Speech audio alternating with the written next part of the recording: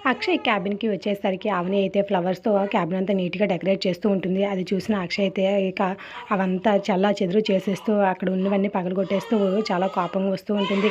ఎందుకంటే మనుషుల మీద కోపం ఇలా వస్తువుల మీద చూపించడము అసలు ఏం చేశారని ఇలా మొత్తం అంతా పాడు చేశారు అని అవని నిలదీస్తూ ఉంటే, నువ్వు చేస్తున్న తప్పులు నేను క్షమించే కొద్దీ నువ్వు మళ్ళీ మళ్ళీ చేస్తూనే ఉన్నావు. క్షమించరాని తప్పులన్నీ నువ్వు చేస్తూనే ఉన్నావు. నేను భరిస్తూనే ఉన్నాను. నీకు బంధాల విలువ బాంధవ్యాల విలువ కాస్త కూడా నీకు తెలీదు. ఎందుకంటే నువ్వు అనాథవి కాబట్టి అనేసి అక్షయ్ అయితే చాలా కోపంగా అనేసరికి ఒక్కసారిగా అవని అయితే షాక్ అవుతూ ఉంటుంది.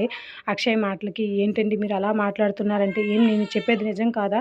నువ్వు అనాథవి కాదా? అనేసరికి ఇన్ని సంవత్సరాలు మీ నోటి నుండి ఇలాంటి నేను అనాథనని గుర్తు చేస్తారని నేను ఎప్పుడూ అనుకోలేదండి.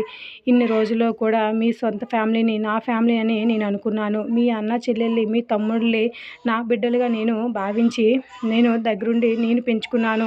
నేనెప్పుడు కూడా ఎవరి విషయంలో కూడా పార్షియాలిటీ చూపించలేదు. మీ ఫ్యామిలీనే నా ఫ్యామిలీ అనుకున్నాను. మీ కుటుంబాన్ని నా కుటుంబం అనుకొని నేను అందరితో కలిసిమెలిసి నా బాధలన్నీ వాళ్ళ బాధలు కూడా నా బాధలుగా భావించి నేను అందరినీ దగ్గరికి తీసుకున్నాను. మీరు ఇలాంటి మాట్లాడతారని నేనెప్పుడు కూడా అనుకోలేదు. మీరు నా తప్పు లేదని మీరు తెలుసుకున్న రోజు ఇంతకంతకు మీరు బాధపడతారు.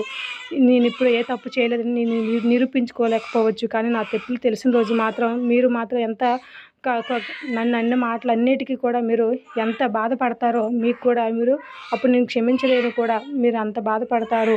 చూస్తూ ఉండండి. నా తప్పు లేదని ఏదో ఒక రోజు, ఈరోజు కాకపోతే రేపైనా సరే నిరూపణ జరుగుతుంది. అప్పుడు మీరు అన్నన్ని మాటలు కూడా మీరు ఎంత పశ్చాత్తాపపడతారో చూస్తూ ఉండండి అనేసి ఇక అవని అయితే చాలా బాధలో ఏడుస్తూ అక్షయ్ వైపు చూస్తూ ఉంటే, అక్షయ్ మాత్రం అవని అన్న మాటలకు అలాగే తన వైపు చాలా కోపంగా చూస్తూ ఉంటాడు. ఇది ఈరోజు promo. Like the video. Thanks for watching.